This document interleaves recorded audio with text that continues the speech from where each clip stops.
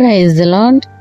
ఈరోజు దేవుని వాగ్దానము హెబ్రీలకు రాసిన పత్రిక 10వ అధ్యాయము 35వ వచనము.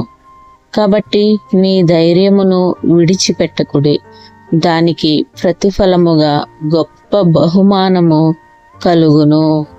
దేవునికి స్తోత్రం. హల్లెలూయా. దేవునికి స్తోత్రం. అవునండి, ధైర్యంగా ఉండండి. దేవుని వాక్యం సెలవిస్తుంది, మీరు మీ ధైర్యాన్ని విడిచిపెట్టకుడి, దానికి ప్రతిఫలముగా గొప్ప బహుమానము కలుగును. అవునండి, మీరు ఏ స్థితిలో ఉన్నారో, ఏ పరిస్థితిలో ఉన్నారో ధైర్యముగా ఉండండి. మీరు ధైర్యాన్ని కోల్పోవద్దు. దేవుడు ఎప్పుడు కూడా భయపడకండి అని చెప్తారండి. భయపడకుడి అంటారు. భయము కలిగించేది, ఆందోళనలు పెట్టేది, చింతలు కలిగించేది, కష్టాలు పెట్టేది అన్నీ కూడా అపవాదండి. అపవాదికి చోటిచ్చినప్పుడు మన జీవితంలో అవన్నీ వచ్చేస్తూ ఉంటాయి. బాధలు, భయాలు, దుఃఖము ఇవన్నీ మన జీవితంలోనికి ప్రవేశిస్తాయి. అందుకనే అపవాదికి చోటు ఇవ్వకూడదు. ఆదాము హవ్వలు అపవాదికి చోటు ఇచ్చినప్పుడు వారి జీవితంలోనికి దుఃఖం అనేది వచ్చేసింది. అపవాదికి చోటు ఇవ్వనంతసేపు వాళ్ళు సంతోషంగా ఉన్నారు. కాబట్టి ప్రియమైన దేవుని బిడ్డలారా, మీలో ఏ భయం ఉందో ఆ భయం ఎందుచేత వచ్చింది?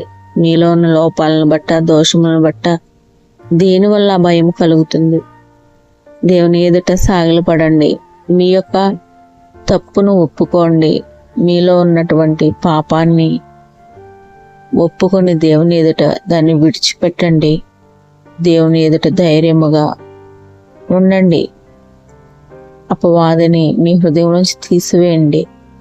అపవాది పెట్టే ఆలోచనలు మీ హృదయంలోంచి తీసివేయండి.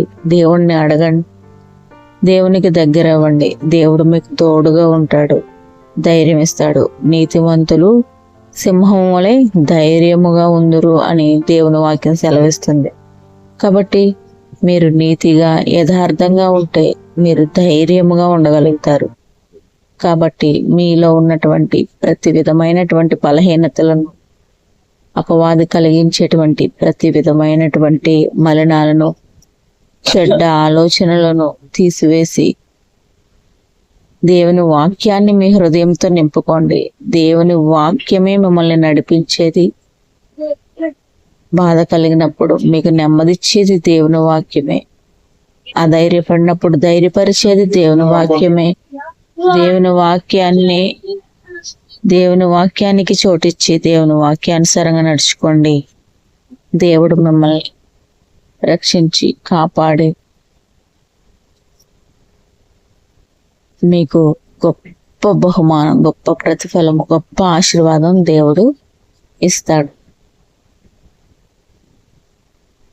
ఈ మాటలు వింటున్న బిడ్డల్ని దేవుడు దీవించి ఆశీర్వదించి బలపరచునుగాక.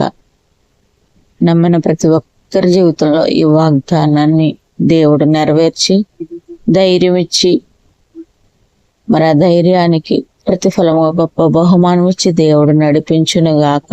ఆమేన్. God bless you.